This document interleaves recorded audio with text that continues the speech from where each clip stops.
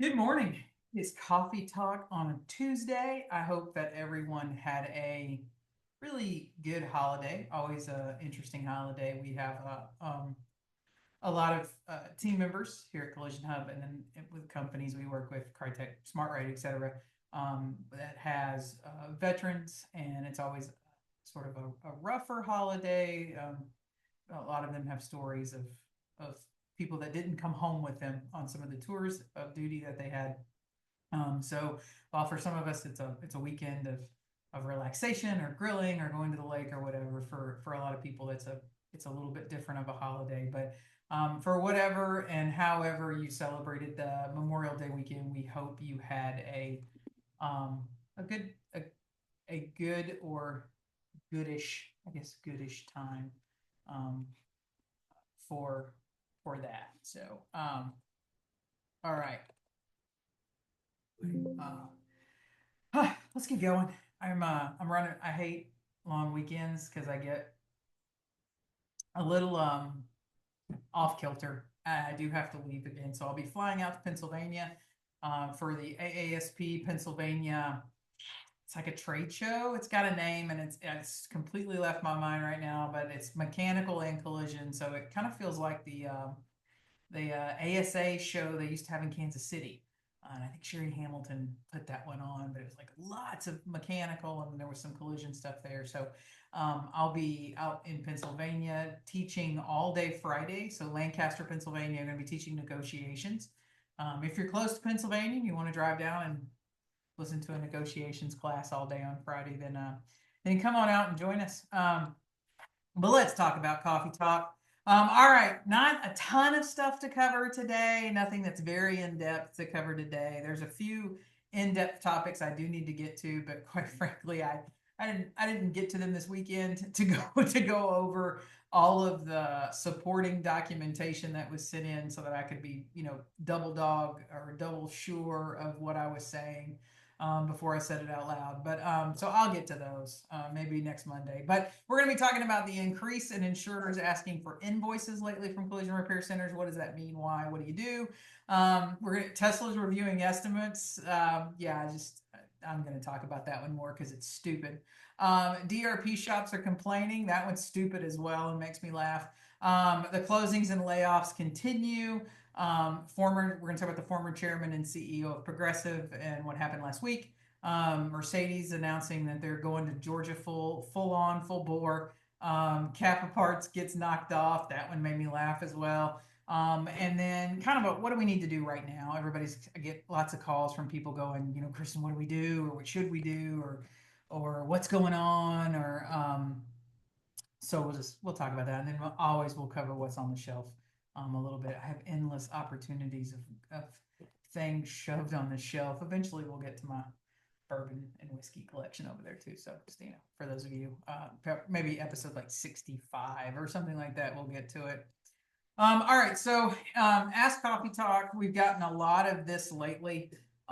Shops writing in, people writing in and telling us, hey, Kristen, the insurer is demanding all of our invoices.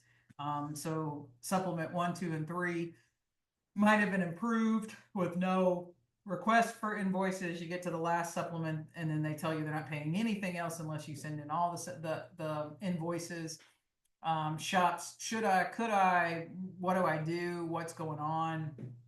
I probably got like last week 4 to 5 emails on this, and just a couple of you saw some people post it, so let's just talk about it. So why are insurers asking for invoices? Well, when you are insecure about what you're doing, so in other words, you're not trained, it's not your was not your career path of choice or whatever, and you're put into a job, and then you don't have much training, and then you have to do a job. Occasionally, you just things that seem like a good idea just sort of stick, and then one person may have sort of like some aha moment, that 1 in 1 million, and then that becomes the standard, and it happens a lot in claims. And so basically just they don't trust you. There's not There's not an insurance company employee on the planet that trusts any shop. And I don't care how good you think you are or how whatever relationship you think you have.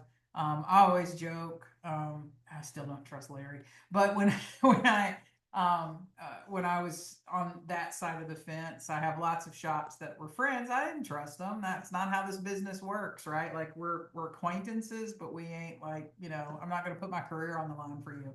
And so we see a lot. I would say the insurers see a lot of fraud, a lot of it. And because of the bad actors, they tend to kind of have that same mentality toward everybody. So you can be an MSO. I used to joke the MSO executives. I'm friends with the VP of claims. No, you're not. He don't like you. Like when you're not around, he talks about you like a dog. Like there's not anybody in the repair business that anyone on the insurance side of the business trusts or really cares about. So if you're living in that myth that you think you have friends or I always tell adjusters, if you think body shops think you're friends, no, you're living in a myth land too.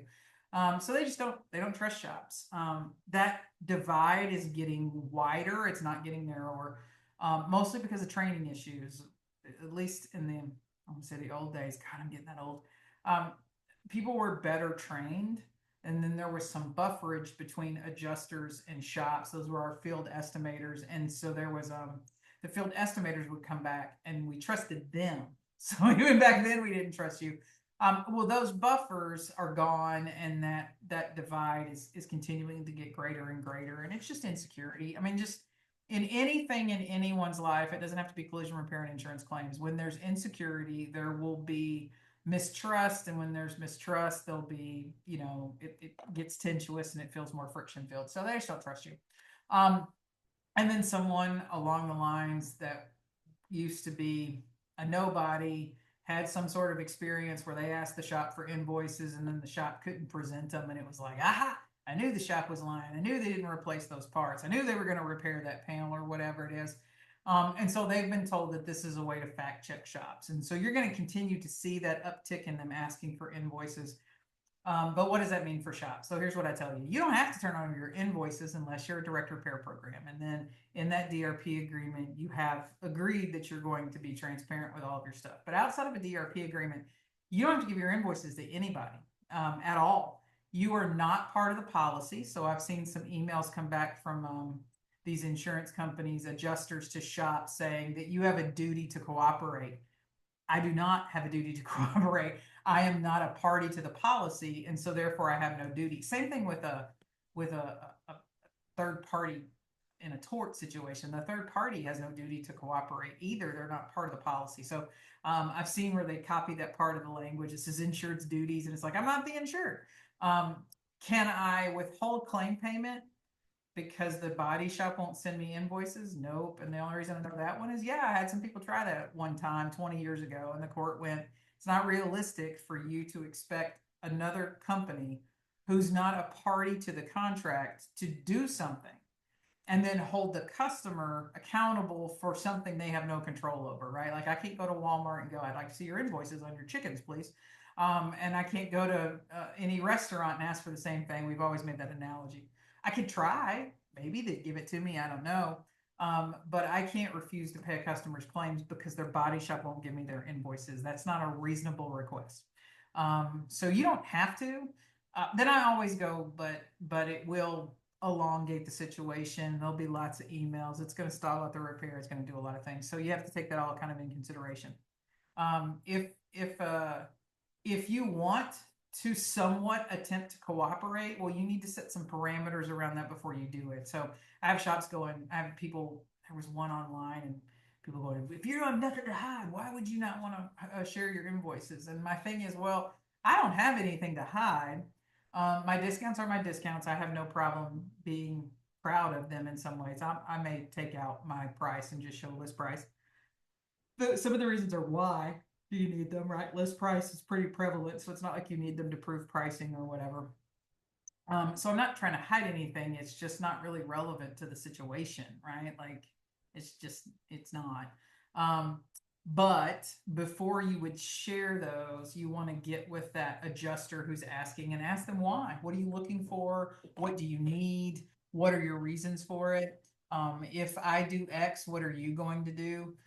Too often shops hand over estimates, they hand over photographs, they hand over whatever, because in their mind they go, this proves I'm right, without asking what the other party intended to do with it, and then get mad when the party doesn't do what their expectation was. So I send in my invoices thinking that, see, here's proof, and you're going to pay me everything that I put on my invoice. And then maybe the adjuster doesn't pay every part.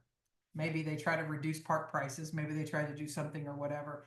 And then we have sort of an argument that happens just because no one set the expectation. So if you decide to cooperate, I love when they use that, when they go, are you failing to cooperate? I don't have a duty to cooperate, right? I'm not failing to do anything because I didn't have to. So, but if you're going to participate and you're going to help your policyholder and you're going to share whatever, before you do that, you need to have like a level setting or an expectation setting so that when that is done, then A, B, and C should happen. So if I do X, what are you going to do?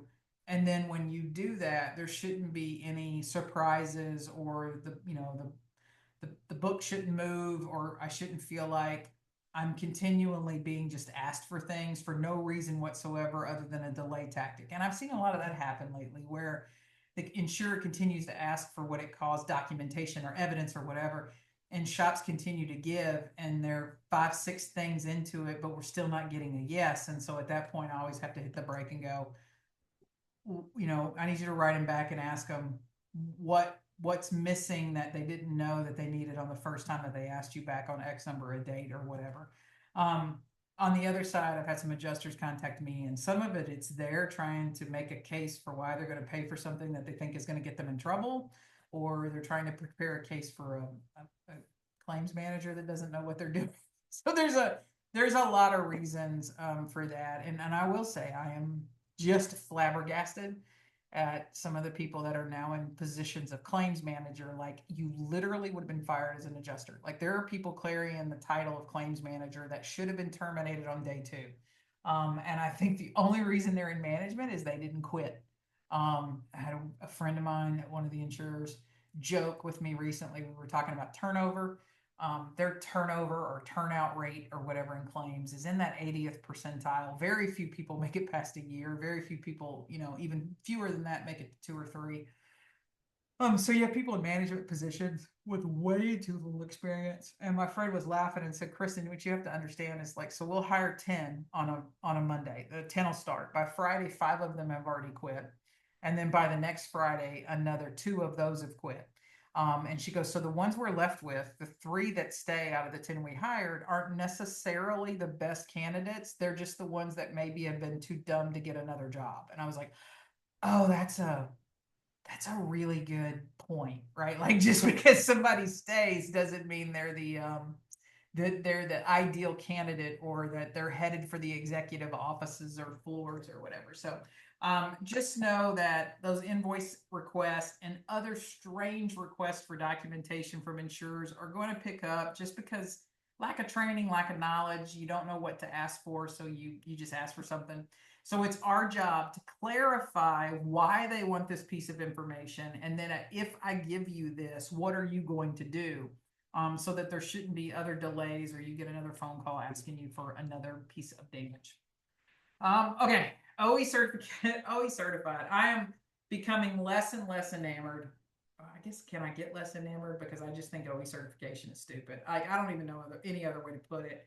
I know that people continue to try to put lipstick on that pig and convince shops that this is worth you spending the money and everything on.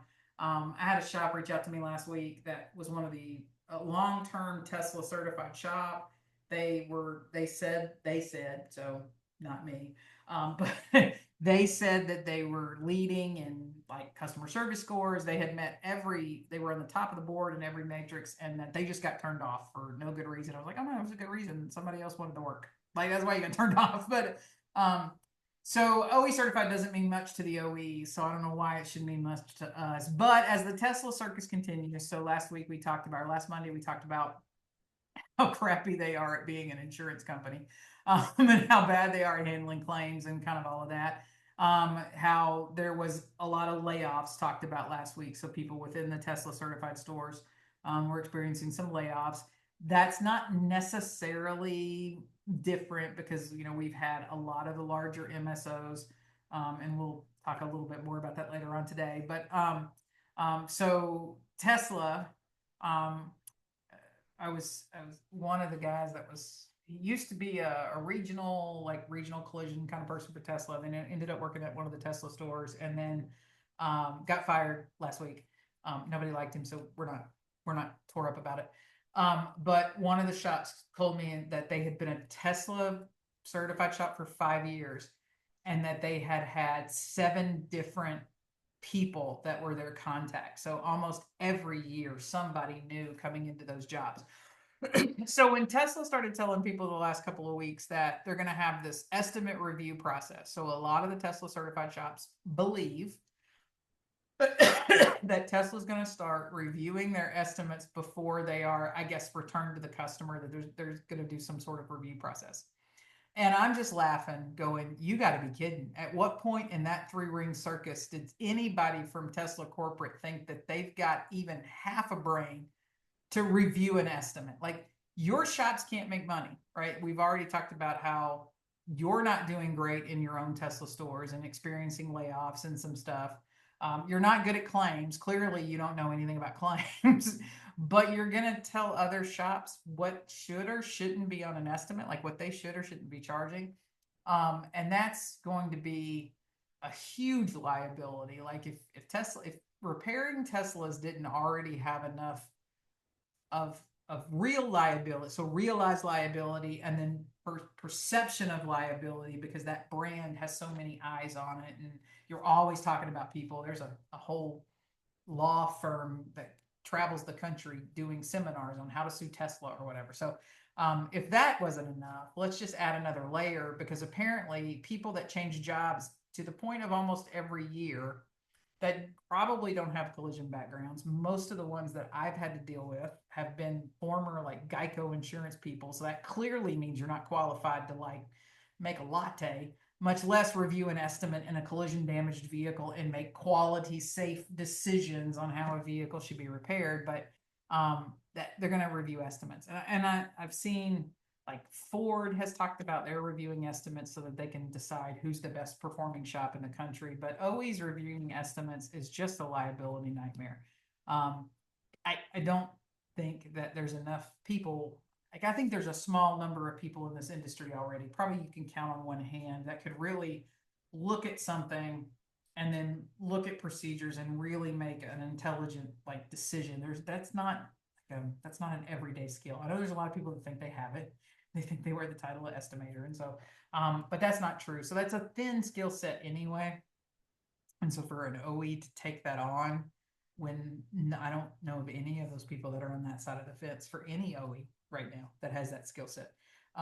So Tesla reviewing estimates. If you are a Tesla certified shop and you have been told that your estimates are going to start being reviewed, then let us know. And the first couple of reviews you get back, I'll be interested to see if they are focused on quality, like a proper repair following their procedures, or if they're focused more on severity and sort of this cost of ownership umbrella that's over it. Like, Teslas are too expensive and insurance companies don't want to insure them because maybe they've decided they don't want to insure themselves either. So they're just going to want to hand those policies back to somebody else. We don't know, but it's constantly amusing me how it just feels like the decisions being made in the OEs right now are not being made by people with a collision repair background or by people that have worked in the legal department. Like, prepare for defense. Like, think about one of these, the car getting in a wreck and it had been at a center that you were reviewing estimates on. And if that center has a history of not completing estimates properly, so if the estimate's not right, the repair can't be proper, but you never coached them, like, at all. You never suspended them from getting assignments. You never sent anybody in there to coach. You never did anything. So clearly you were aware, you just weren't involved. and you let them continuing to fix cars and continue to have referrals and continue to have their name on your website where you were like stamping them with your stamp of approval, and then they mess up a car. I don't think there's a jury in the world that that's going to go over well with, but maybe go back and have a chat with legal before you Ford, I'm looking right at you on this one. Go back and have a chat with legal before you move on. Okay, this one made me laugh. Like there's not a lot that makes me like chuckle out loud, but DRP shops complaining make me chuckle way the hell out loud. So I think there's also a little PR to this one. We could talk about the good old boy game. At the end of the day, every ADAS company on the planet made some sort of pitch to every insurer on the planet. Let's not play any games that some people are better than others. Everybody thought, and everybody, even your paint companies are out pitching insurance companies right now. But everybody kind of thinks that an insurance company mandating a program is guaranteed revenue, and it is to some respect. So if we take this Opus and State Farm thing, and it's $3 a car, and you think of every car that's going to go through the State Farm DRP program, and you're chinging that register at $3 a time. That's a significant source of revenue, right? Like it's better. It goes back to CCC. I remember when CCC was sort of a startup and all they were doing was total losses. It's hard to go acquire a customer organically. It's super easy when an insurer makes them buy your stuff and pay for it. So that is an older than, obviously older than the Bible, technique in our industry. Is a lot of companies just want to go work for an insurance company, get an insurance company to mandate them, make a body shop pay for it. So I don't want to go out and earn those business from a body shop, and I don't want to, I'm going to make somebody make you have to use me. All right, so everybody was pitching this. There's some good old boy feelings that I think there's a reason why some of this stuff's being done. Some people are hoping that Opus is displaced, that State Farm either displaces them completely or by August allows different competitors into the market space, which is one of the things being discussed around.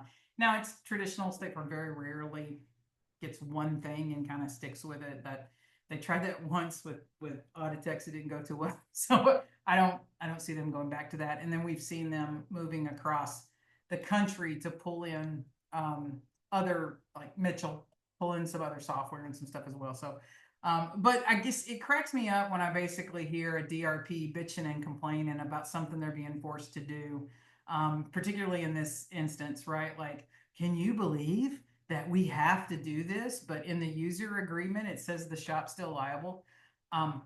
Yeah, it says that in your DRP agreement too. It basically says you got to do whatever State Farm tells you to do, but you're still liable when you don't do the repair correctly. In some cases on the estimates, it would print out, like if you get to that back page and you would read it, it would say, shop is expected to follow all OE procedures and repair the vehicle properly. But then, yeah, we ain't gonna pay for that. So that was, I'm like, you're writing this article and like it says our source, our shop that contacted us, like this is a surprise to y'all. Like this has always been the way the DRP works. The information in the mapping program may not be complete for whatever reason. It just may not be complete because it's not complete, right? I haven't worked with a rules engine yet that's been complete. I don't care who's made it, right? I don't think it's possible. I don't like, I've always said, my mind's gone blank. The repair procedure people where they do the research for you and it like serves it up, and OEC has it. It's a great program, but even I occasionally find holes. It's better than what it used to be. I used to find a lot of holes. I don't find as many as I do now. But so nothing that's automated or artificial intelligence or whatever is going to ever be 100% accurate check. So information like, yep, you're surprised by that. And there's a hold harmless agreement when you sign up for it that says, yeah, we ain't paying for nothing if you get sick because you're still the repairer. That's the way a DRP has always been. You're still responsible for every single thing you either do or do not do to the car. No one else. You can't get on a witness stand and go, hey, State Farm told us they weren't going to pay for that, so we didn't do it. That's not how this works, right? A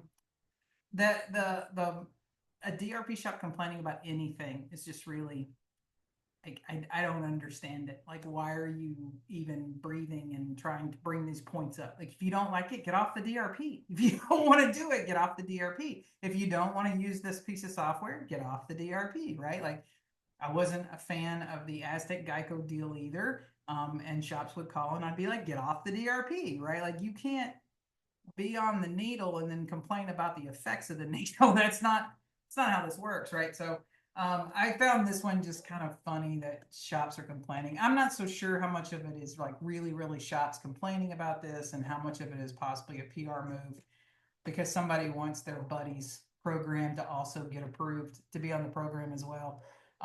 But shocker, like you're supposed to do OE research. There's not a DRP contract in the world that says you're not supposed to research the vehicle and repair it properly. There's not a DRP contract in the world that says you're not going to be liable if you don't repair the vehicle properly and you get sued. We don't step in as the insurer and go, no, we told him not to do the safety inspections required after a collision. We told him not to do any of that. We told him not to calibrate that component, airbags. You don't need to R&I them. Don't worry about it. We're not going to do that. That's part of being on a DRP is you accept that you are 100% liable for what you do or don't do. Some people do the math and go, okay, I'm willing to risk it. Some people go, nope, that's not worth it to me. We have never had an attorney ever review a DRP contract and say, yeah, it's a good idea.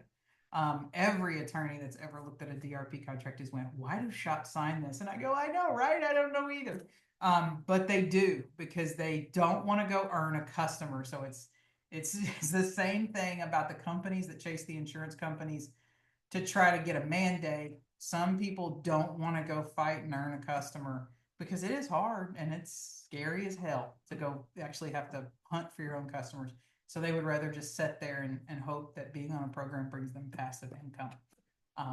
That's not working really well for people anymore either. There probably was a time when you could go, yeah, there's a case. I guess you're not fixing cars right. And you're probably not making as much money as you should be, but you don't have to worry about, people choosing you, so to speak. You get this default business. So if you are going to be on a DRP program, it's going to be whatever that insurer wants you to do, right? And if that's a piece of software, if that's a process, if that's you paying something, you don't want to pay that $3 to Opus, get off the program. If you're going to stay on the program, it's going to be what it is. Now, we do the discussions in the back end is that it appears there will be other providers that will be, it won't just be one program kind of as they go forward. Rules engines are kind of like OE position statements. I always tell shops position statements aren't a good thing. We didn't get those because the OEs thought that we needed them to be helpful. We got them because we weren't doing the job, and the OEs sent us a really big reminder that says, hey, dummy, don't forget to do this. Kind of like scanning, right? Scanning had been around since the late 90s, but we didn't even know it until 2015 comes along, and it's like we discovered fire because position statements come out. So position statements are OEs going, hey, dummy, do this. And when an insurance company puts out a rules engine, it's usually their legal department going, hey, dummies, we need this to happen. So it's not a positive thing. Insurance companies don't, this was not going to be one of the things that was on their highlight list of things that they wanted to add to a DRP program. There's reasons in the background, but shops complaining about it makes me giggle because you chose this. Like you literally picked this. So what did I say? It's like the second step of the Snap-on truck. After step 2, everything after that's consensual, right? Like you chose this. So, all right, let's talk about the former chairman and CEO of Progressive. So Glenn Renwick passed away in a car accident this past week in Florida. He was driving his Tesla Model 3 on the freeway, and it says that the Tesla veered from its lane and triggered a 5-car chain reaction. He was transported to the hospital. He's reported dead. I think all of us in the claims, if we go back to those early years when Progressive was like jumping from 14th in policies and premium in force to number 4, Renwick was at the front of that. When this got sent to me, it was very interesting. I think when we changed roles, so old Craig up there came from Allstate. So everybody in the insurance kind of industry, if you were in a leadership position, you probably have a Glenn Renwick story. But it's just, when you're now at an ADAS company and you're and you're sort of promoting aftermarket scan tools, and then you have an autonomous driving vehicle that veers off the road. It's you know, I always tell people social media tracks what you like and what you say. So, you know, who you're liking, what you're commenting on, all of those things. And I occasionally will go and look at posts and go, that's an interesting post. Let me see who liked that, because I probably don't want to talk to those people anymore. But what's interesting about this is I think all of us have a Glenn story. You know, when at my days, he was kind of like he was kind of like the anti-hero to the story of where we were at with, you know, the Rust family and all that. They were doing things differently, and there was no agents and the internet, and all that just seemed kind of crazy at the time. We didn't necessarily, I want to say, like them. You know, we had lots of stories for, like, you get arrested for marijuana and some other things. But in a claim situation, you know, no, has the guy's cell phone number. So back in the day when a progressive claim would get crazy, Larry literally would just call him directly on claims. So everybody's got some stories. What's interesting here is we've always talked about there's going to come an accident that will be sort of the start of an investigation, and you know, it usually takes a celebrity or somebody important that gets in one of these accidents. If this ends up being like if the vehicle was in autonomous mode, obviously, you know, that's a problem for Tesla. And then, you know, will this be, I think so, a lot of us this week have been discussing, will this end up investigation? Will it go a little farther? Will it be a little bit more deeper just because of who Glenn was? And pushing that to fit, and then what will we find out later about the car? And I have throughout my career had a lot of stuff that we say legally is never going to happen until it's a senator's daughter or a governor's relative or somebody that gets in an accident or has a claim, and then suddenly the whole way we handle claims is differently. I can vividly remember a situation here in Little Rock where our governor got involved in a claim, and suddenly the way we handled claims was forever different after that. So we'll be keeping an eye on this one and seeing where it goes. Florida is sort of a hotbed state right now. There are multiple ADAS lawsuits evolving around death claims in Florida that are popping up. So that's always this it's kind of like, you know, airbags used to be the hot lawsuit for a long time. So Florida's sort of a hotbed state. So for it to happen there, we'll be keeping an eye on that.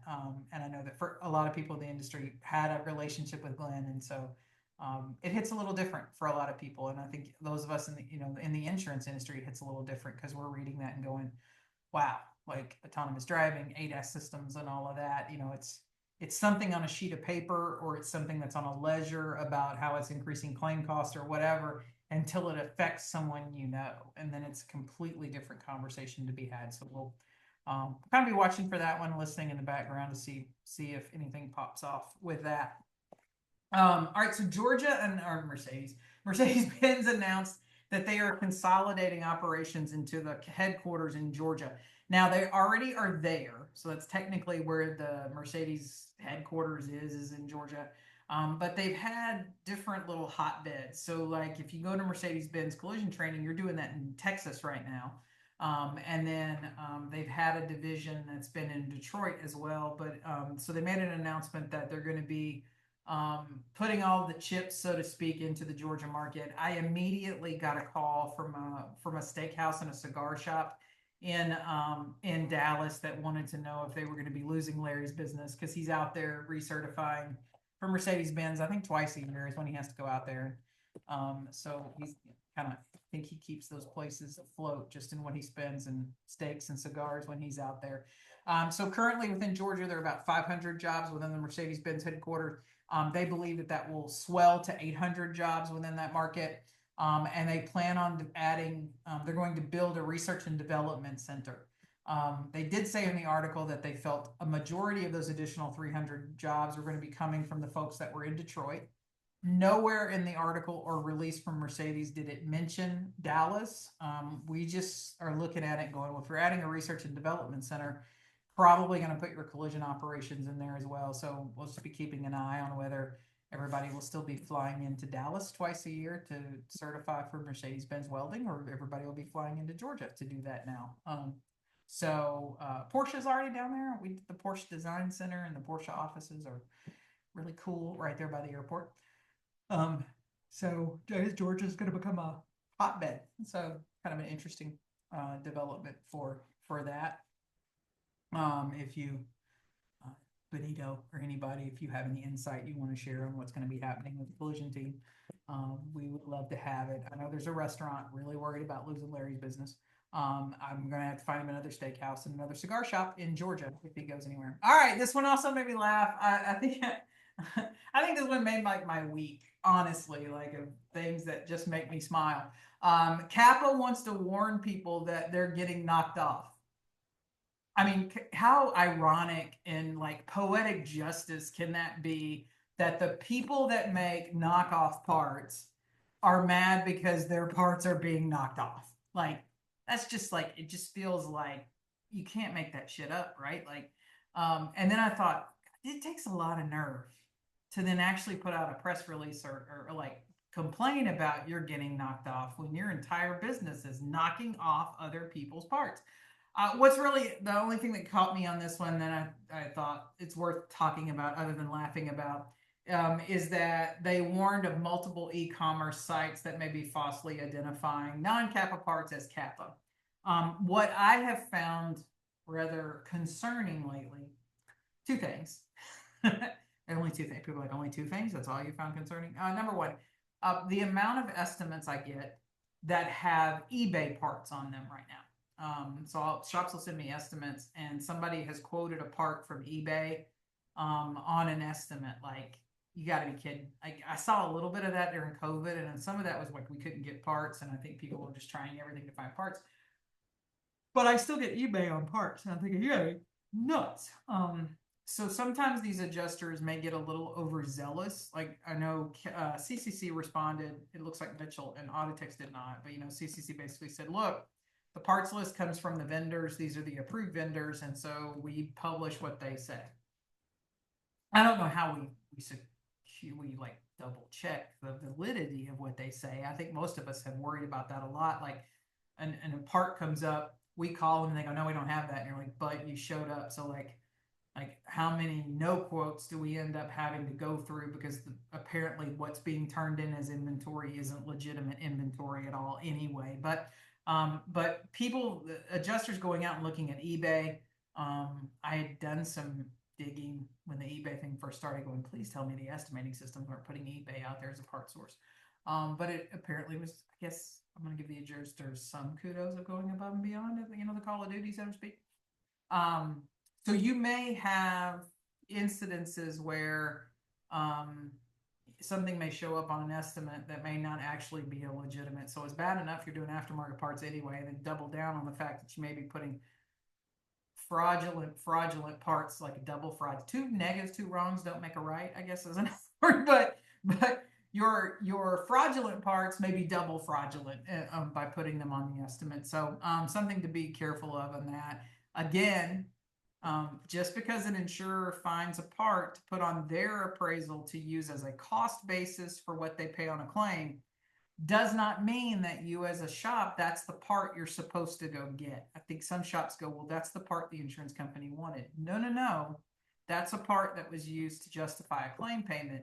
The selection of the parts or part that goes on the vehicle still rests with the body shop. It's your job to make sure that you get the right parts. And that the parts are good, and that you put the parts on the car, and you do any disclosures to the customer that you have to do because of those parts, because you put them on the car. The insurer never, ever, ever, ever has a stitch of liability for anything that is on their estimate, because it's not a repair estimate. They are an indemnification document. So their purpose, and why adjusters have estimating systems and why they punch little buttons in the background, is so that they can determine the dollar amount of a claim. They're not trying to fix a car. They're just trying to determine the dollar amount of the claim. Now, some people get that confused, whether that's body shops and adjusters. I have a lot of adjusters who go, no, I'm determining what it's going to take to fix the car. No, baby, you're not. like You're not trained for that. Like that little 1 week onboarding you got where you got your free little cup with a logo and a hat and a little like whatever pin set didn't make you a repair planner. But thanks, but no, your job is to just come up with cost, and then that cost is negotiated back and forth. Um, just be careful. So I would guess just no. I just think it's funny that, kind of one of those, F around and find out moments. Like you copied other people's crap for so long, and then now other people are knocking you off. How does it feel? All right. So just be careful with it. There's a lot of liability involved in aftermarket parts, specifically around anything that's structural or aftermarket headlights. So you don't want to double down on that and do something completely wrong. You don't want to go out and try to beat the price. So I have seen when the economy gets bad, which it's bad right now, it's real bad. But a lot of people are hurting, and so everybody wants to increase that profit margin on the things that they think they can, whether that's materials or parts. And you go, well, let me see if I can get that cheaper, so that maybe you get a little bit more profit margin. You may be out there unknowingly doing something really bad for the consumer. So just be very, very careful on what you got going on out there. Speaking of bad economy and things getting worse, little videos popping up all over TikTok. I was going to play one for you, and then I thought it'd be weird for the people that are listening just like to the radio podcasting version of this. So I have shops all over the country, whether it's on TikTok or Instagram or whatever, that are posting up stories about their shop is closing. They got a 30-day notice, or there's other shops in town that are closing.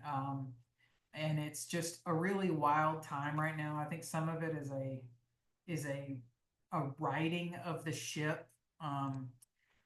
Probably 5-6 years ago, it may have even been longer, I got in a little trouble. Imagine that. I know you guys are shocked. I was on a panel discussion, and one of the questions were, well, what are we going to do about attracting more talent to the industry? And I pretty much said, we don't need to attract any more talent to the industry. We are over, I don't want to say overstaffed's not the right word. We have too many body shops in North America that just is not going to be supportive to where claims are going, or claims count, or what it takes to fix vehicles properly, et cetera. So I don't need more people in this industry. I needed to redistribute those resources in the right ways. And so some of that meant some stores needed to disappear, and then some stores needed to be, more focused or whatever. I got people got really mad at me for saying that, and they probably would still get mad at me today for saying that. But I still believe the same thing. I don't need a program to try to go out and find a ton of more people to enter this industry. We just need to take the right resources, and the industry's got to somewhat sort of reframe itself, right the ship, so to speak. We just blew up for I think we all got a little, and we can't blame it on COVID, because this started happening like in 2015, where the MSOs went crazy, and we've had this just rush to buy shops, and so then people have sold shops and reopened new shops, and it's just, we kind of had this mushrooming effect. So we're kind of maybe in a position where we're writing. We have some of the MSOs getting rid of a lot of old dead weight, old stores that were on triple net leases that are just eating them alive in operational expenses.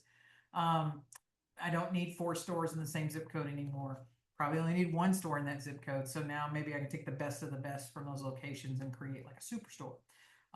And that's going to create sort of a trickle down, or I don't want to say trickle down because that's not fair. It's not like these people are stepping down to go somewhere else, but like a trickle out effect, where the ones that are working in facilities now that have gotten these 30-day notices or whatever, are going to go find other places to work. So we started a post. There's one on LinkedIn. There's one on the Collision on Facebook page. It's just like, hey, let's put all this in one place. So instead of all these people that send us all these individual messages saying, I'm getting laid off, or I've been laid off, or my store's closing, or whatever, just put that information in there. I guess some people are still afraid to say that out loud. For those of you, if you have some sort of fear, fine, just send it to us separately. But just putting it out there so that it helps people. There are some places that have some needs for some employees, and so if they see availability, or if you see that there's availability in that market, kind of a faster way where we're not relying on websites like Indeed or something to try to find a job. But we could probably do this a little bit better.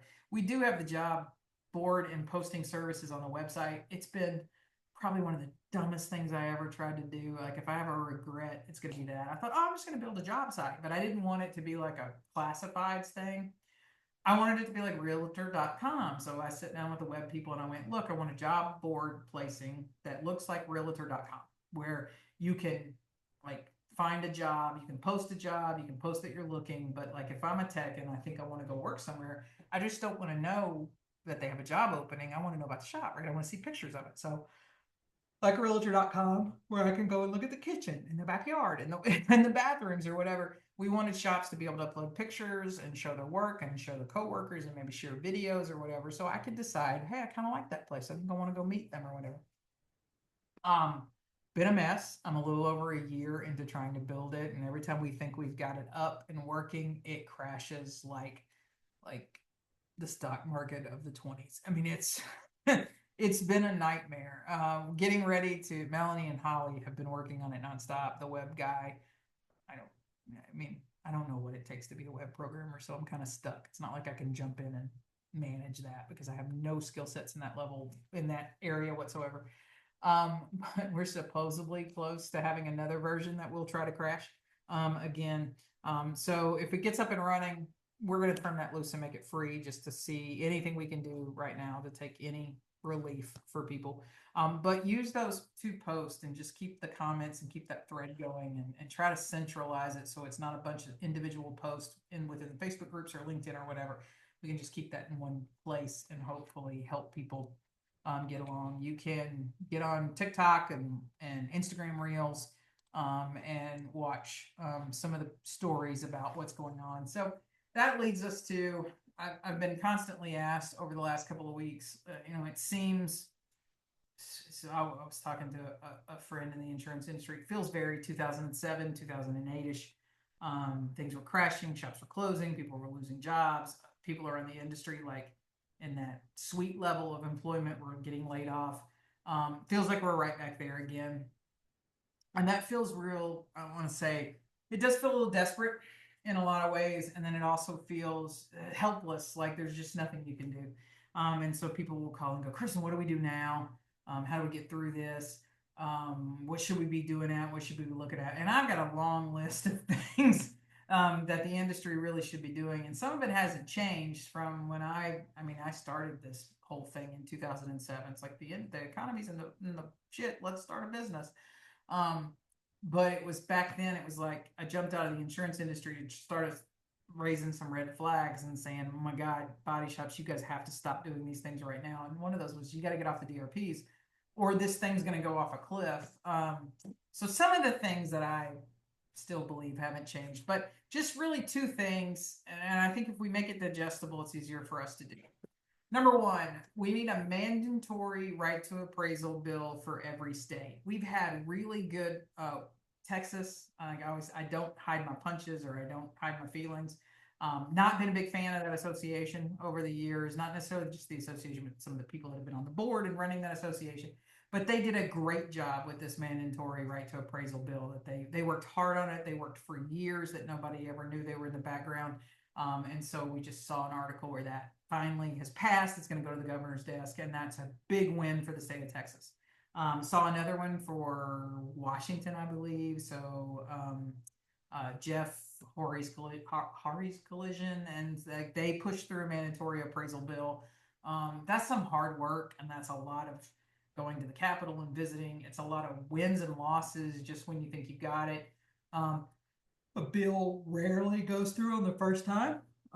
So your years of in multiple sessions and voting and committee and trying to get it out of committee and getting it to the floor. And I remember last year those bills got out on the floor and then session was over. So finally you just ran out of time, right? The clock ran down.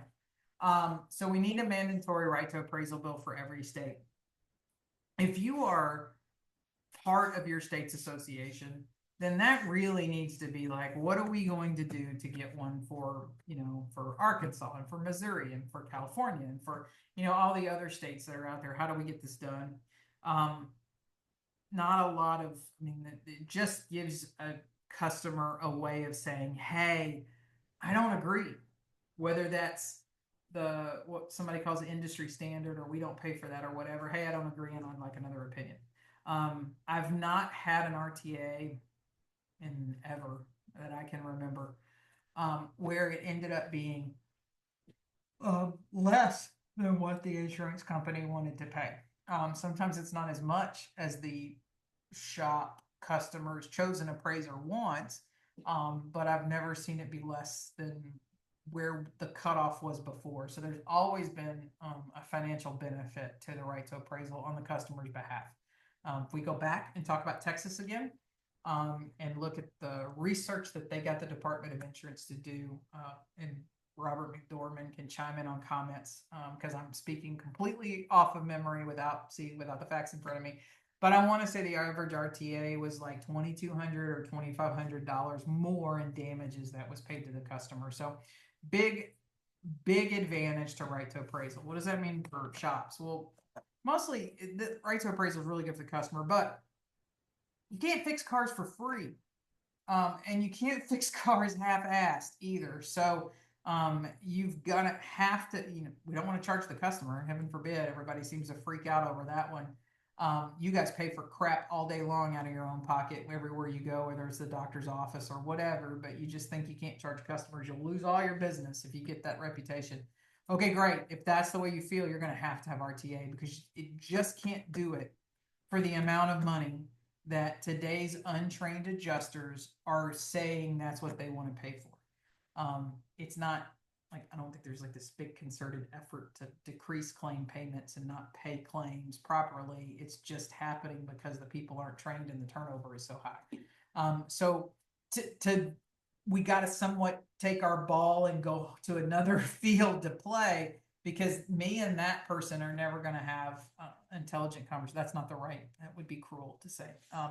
But just, we're not on the same level. So I'm going to thank you. And then we're going to go over here and we're going to try again with somebody, hopefully, that knows more about what they're talking about. So a mandatory right to appraisal bill, that's huge if we're going to keep shops open. So we're to that point now. Like, we're not even arguing whether DRP is the way to go versus independent. We're just talking about keeping your damn doors open. Both MSOs, DRP shops, independents, whatever. Everybody's just trying to figure out how to keep the doors open right now. And so mandatory RTA is very, very good. And then I think for our DRP shops, you're going to have some sort of inclusion into the DRP contract that makes DRP something, that RTA becomes something DRPs can even do. I think right now, if you had a shop that was on a DRP program that probably started to encourage a lot of RTAs, they'd probably be shepherded off that DRP program pretty quickly. You're probably going to have to need to put some language eventually in the DRP contracts that just because you want to, like, I don't know why you'd want a DRP. Got it. You don't want to do, you think that's easy money, it's easy work, whatever. You're going to get to a point where you can't work for what they're willing to pay the DRP shops for and keep your doors open and not get sued. So going to probably have to start working on that. Okay. The next thing that we are going to need is a mandatory disclosure, OE disclosure bill. Now, there's a lot of things that I would kind of love to see happen, right? Like, I would love to see the final end of DRPs. I would love that to just be illegal. I'm never going to get everybody to quit them like I want them to. I would love for that to happen, but it's not going to happen. So, but DRPs, you lower the market standard, no way about it. Can't double, cannot do it. I know that for a lot of you, when you look around your market, you're like, hey, we're better than a lot of the shops in the market. Sure, you are. There are shops definitely worse than a DRP shop in every market. But traditionally, when we look across the country, a DRP lowers what we would consider market standard repairs, because you're willing to do whatever you're told to do. Doesn't mean that you didn't try to do it the right way. You sent up an estimate, it all got slashed. You got told to take all that crap off your estimate. And what'd you do? You did it. You didn't fight back and go, no, I'm not taking that stuff off. You went, okay. Because you didn't want to upset the DRP. You didn't want to risk it. Christian, they called us and told us that we were on the verge of being removed. Great. It means you're doing a good job at that point, right? Like you either do it right or you stay on a DRP. That's really, really where we're at right now. There's no middle ground. I still have people that go, we fix cars right. No, you don't. You don't. Like, there's right and there's wrong. There's varying degrees of wrong. Some people are really, really wrong. Some people are a little bit wrong. But does it matter where you are on the scale of wrong? Like, does it make you feel better that you're a little less wrong than this other guy down the street who's really wrong? Like, there's no way to be on a DRP and do it right. There just isn't. I'm 20. We were doing the math the other day. I'm 23 years into the challenge of anyone that is a DRP shop that believes you fix cars correctly. We will come and visit you. I'll bring somebody else. Like, if you don't trust that I'm going to be fair and unbiased, I'll make arrangements for maybe, like, I'll ask an OE or ask somebody in the industry that you like or whatever to join us. But I am willing to come and look, because in my entire career, so that's 1995 to present, I have never, ever, ever, ever been to a DRP that fixes cars right. Some do it really good. They're at that, like, I always call it the little white speck on the top of chicken shit is still chicken shit, right? Like, they're better than a lot of shops in the market, right? Like, I could walk out and go to a bunch of DRP shops that are non-DRP shops that are terrible, but they're not accurate. And I think sometimes we lull ourselves to sleep and we say, but I'm not the worst in the market, so I'm okay. Yeah, I've just never been able to grasp that. In my mind, it's right or it's wrong, right? Like, like, I get that there's varying levels of wrong, but there's right and wrong. So, like, if you're not right, you're wrong. Like, I have that. Some people call it a mental block. I don't understand why not everybody sees the world that way. But if we had a mandatory OE disclosure bill, this solves a lot. Like, I don't have to worry about a lot of DRPs lowering the standards. I don't have to worry about, like, I would love for shops to kind of stop writing estimates. I don't see the point, right? You write an estimate, you send it in, and an insurer still writes what they want to write. So at that point, I wouldn't write an estimate. I would just tell the insurer, you figure it out. Like, you and your customer, y'all talk it out, because I ain't in that circus, right? I'm going to go over here and I'm going to give my estimate to the customer. What you decide to pay, clearly my input isn't needed or wanted in this conversation, so y'all go figure it out. But what a mandatory disclosure bill does, and this is the one that cracks me up, because more insurers hate this than they hate mandatory RTA. Like, they're okay for RTA, but when I tell them I want a disclosure bill, they all seem to freak out like I've given them the death sentence. And so what a mandatory disclosure bill would do is, I believe that every shop in this country should have to disclose to the customer what the OE requires for their vehicle to be repaired. That would be procedures, that would be calibrations, inspections after a collision, everything. I think it's the repairer's job to just tell the customer, this is what the manufacturer of your vehicle says has to be done or should be done. Now, you own the car, you get to decide what you do or don't want to do to it, but that decision should be made from an educated standpoint. And what happens right now, specifically if you are in the DRP program, the customer has this transference of trust. They're not coming to you because they like you. Any shop that says, well, they chose us because we've been in town and we have this reputation, you are fooling yourself. There is not a single survey or study on the planet that supports that. They come to you with a transference of trust from the insurance company, whether that's they're a policyholder or they've just watched a lot of their damn advertisements on TV. They choose it, transference of trust, but then there's also, because human beings, we like to blame other people when stuff goes wrong. So if I choose something and it messes up, well, that's on me, I chose it. But if I can say, well, I went where you told me to go, then I'm not responsible for anything bad that happens after that. And that's the other reason why DRP referral works so well, is that customers don't like to make choice, right? There's 1,000 studies. Stanford did a fantastic study on choice and how human beings make choice, but that's the way that works, right? So these customers go to these DRP shops, you guys write estimates, you go back and forth with the insurer, you have all these discussions, you never have a discussion with the customer. We used to tell you in the DRP, we don't want you. Well, what do you mean you were having a conversation with the customer and told them I wasn't paying for something? We made you feel like you weren't supposed to put the insurer in the middle. And so congratulations, you didn't. And now you don't have those conversations. So the customer comes in, drops the car off, comes back and picks it up. Their assumption is that you did everything exactly as it was supposed to be. You did it right. Then you tell them that we have a warranty, we do all these things. You never tell them, hey, there's a about 50 things your OE says, yeah, we're not going to do any of those. You never ever tell them that. And the insurer never tells them that either. The things, I never call in a customer and go, yeah, your shop asked for a bunch of things that were in the repair manual. Yeah, we're just not going to pay for those. But that's not how we explain it to them either. So I believe a mandatory disclosure bill where a shop is required to tell the customer everything that the OE recommends or mandates for their car. Now, any decision after that is an informed consumer. If the consumer doesn't want to do the required inspections after a collision, it's their car. I always go back to West Coast Custom. We can put a fish tank in the steering wheel if you want to raise your car, right? It's not safe, kind of stupid, but if that's what you want, that's what we'll do. But you make an informed decision. And I believe if customers were informed properly, specifically in DRP situations, that's 60% of reported claims basically, right? Like the overwhelming majority of this big ball of repair that happens across the country happens in this bubble where the consumer is not informed. They're doing the drop the keys off, come back and pick the car up thing. If we just made shops have that conversation, what a different world it would be. It would completely disrupt the current claims process. You'd have customers going, why aren't we doing that? That sounds good. I think I want that done.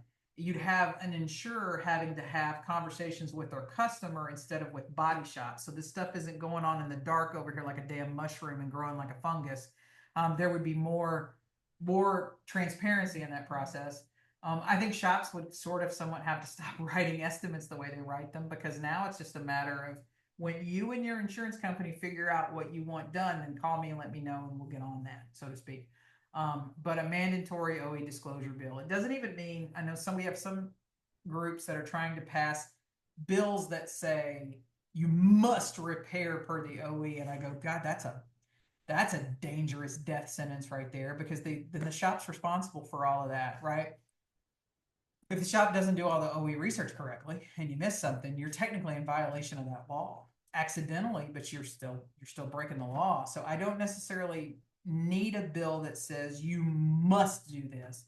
I just need a bill that says you must disclose this, because we still end up in a situation where I have this shop over here who's the oddball in the market that wants to fix cars properly and do them by the repair procedures and not use fake aftermarket crap parts.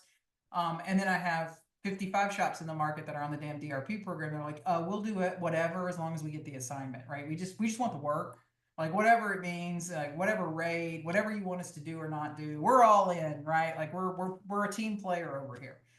So I'm still gonna constantly have that friction, that even a bill that says an insurer has to pay whatever, because still I'm gonna have all these volumes of shops that don't do them. So just a disclosure bill would be great. I'd love like a signature, where the customer has to sign that they have been informed of the OE requirements, procedures, and recommendations, and that they are agreeing to repair the vehicle pursuant to X, if that's the shop's estimate or the insurer's estimate.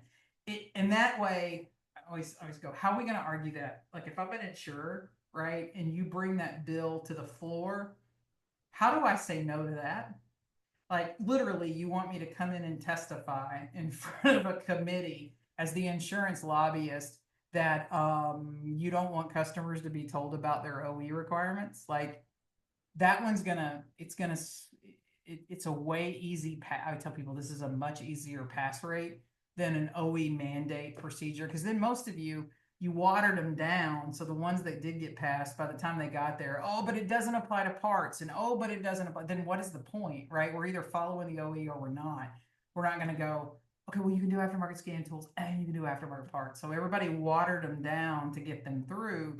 And I think then watering them down, you've created holes that are going to make them almost impossible to stand up in court. So just a disclosure bill works great. That's my soapbox, and it's been my soapbox for, I don't know, 2 or 3 years now, where I was like, this is the only 2 things I want. I don't need state associations. Thank you. You guys work hard. I don't like most of you. Like, I mean, I never hold that back, right? One thing you're going to always be able to say is, we know what Kristen was thinking, right? I'm not playing a politically correct game here.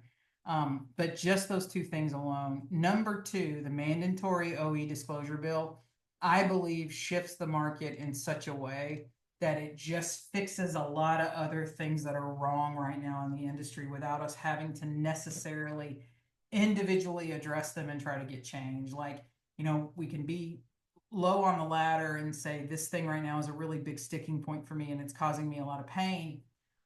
But sometimes the best thing to do is go about 3 or 4 steps up the ladder and go, well, if I can do this, then it can fix all of the other things down there. So that's what do we need to do in 2025? I tell people this is different than 2007 and 2008. So there's a lot of people that are like, we're just waiting for it to bounce back. It's not bouncing back. Like it's not, we're not 27, 28 or 2007, 2008, where we came out of it and we saw kind of an uptick again and things were going great. We got to COVID. And even if we're honest, COVID wasn't that bad on us because we were essential and there was cars to fix and we all had waiting lists at that time. And I think COVID almost gave us a false sense of security. We thought that this was going to be the new normal. And we're not there.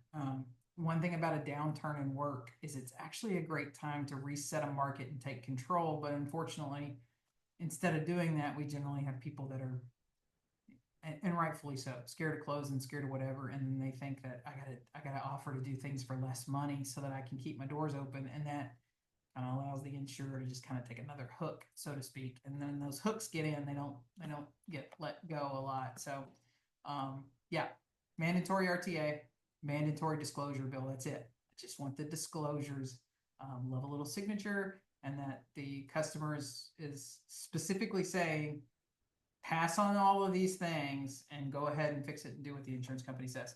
And for those of you that are shops or you're in an association or you're the board of an association, it should bother you that the insurers are more worried about a mandatory disclosure bill than they are about your mandatory RTA bill. That ought to tell you where your focus ought to be. They're not worried about these mandatory OEM procedure bills you're trying to pass. A disclosure bill scares the crap out of them for the obvious reasons of once the customer knows, they can't unknow it. And 60, we'll just say 60% of the business of reported claims right now is ushered into an environment where the customer is strongly encouraged not to know anything. In body shops, you're just left holding the bag, and it's almost like Russian roulette, right? Like, how many cars can I fix before one car blows up in my face? And then when that one blows up in my face, what's it going to take to settle it, so to speak? All right, let's talk about what is on the shelf. So for today, I thought, well, I've talked about some of the knickknacks and everything that are on the desk, but let's talk about, or on the shelf, but let's talk about what the books. I'm a big reader, always have been. I was telling this story the other day. So Melanie on our team is a big reader too, and all of her kids are readers. My kid, not so much. I tried to make him a reader. I think he read for me because he had to, and now he's not there. But when I was a kid, my summers and my off times and everything, like most body shop kids, consisted of going to the body shop. When I was old enough to like push a broom or do whatever, I worked in the shop. And for those of you that were body shop kids, when we were at 8, 9, or 10, our working in the shop meant we did one task and we hung out the rest of the day, and Dad bought us McDonald's and we felt really good. You really started working when you got older, but I'd go work, we'd work at the shop, and then I'd get taken to the library. It wasn't a lot to do in Jacksonville, Arkansas. So going to the library and checking out books and all of that, that was a big time. When I turned 16, I was told that I needed to go get a real job and learn what it was like to work for somebody that wasn't my dad. And I went and got a job at the bookstore in the mall. So I'm a book person and my shelves are filled with books. So this is one of my favorite ones. It's from the insurance days. You're going to love the title. It's called Stop Pissing Me Off. And it's what to do when the people you work with drive you crazy. So we would teach little, particularly in call centers or catastrophe situations where you're put together with multiple teams and like this group is a really close friend group. But now they've added 10 people to our team and we don't know them. And sometimes they were crazy. Like working with the teams from California was really weird. You take an Arkansas, Louisiana team and you try to put them with Californians, or you send us to New York and weird things happen. So this is a great book. So if you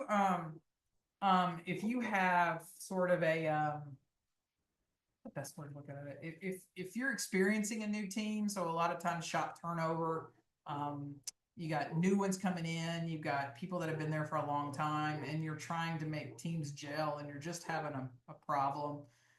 It's a fun book to talk about, just how to deal with people you work with and they're driving you crazy, right? Like I've had coworkers that are absolutely like they drive me crazy, and I know that I drive a lot of people crazy when we have to work in a team environment. But everybody's got a skill set, so I've had some people on my team that were absolutely infuriating, but they were really really good at their job, and I'm like, okay, I got to figure out how to work with them because they're really good at what they do, and if I remove them, I don't know if the person I would bring in behind them would actually be really good at their job. So, do I want to work harder at their personality?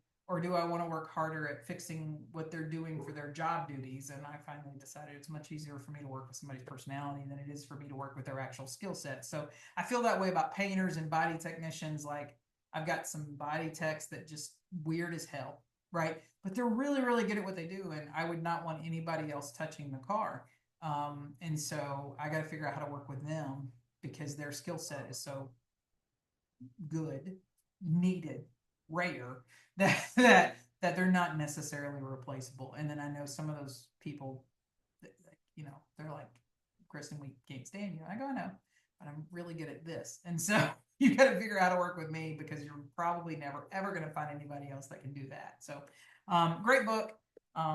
It was like so we turned it into a class, mostly for managers, and we taught managers, hey, you're going to constantly have turnover in your teams, and every time you have turnover in your team, you're going to have all of these human dynamics that are going to come into play.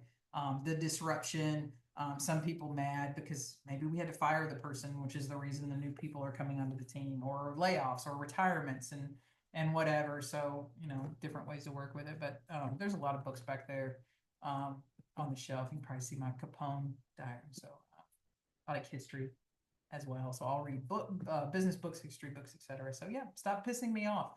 You can get that on Amazon, and I think it's like $1.50. That's how old this book is. Like you can get it on Amazon now for like $1.50.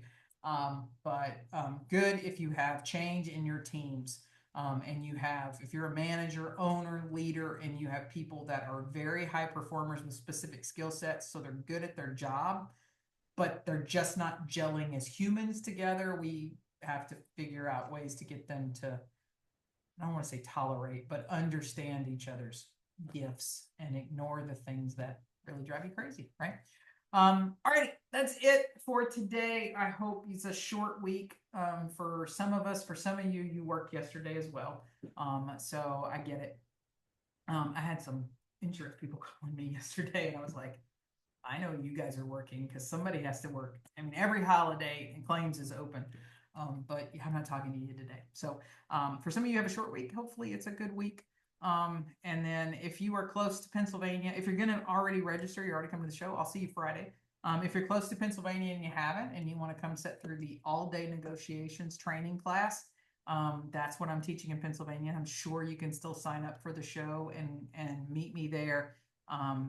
It is an insight into the human brain and how it works and how shops have to present things to adjusters.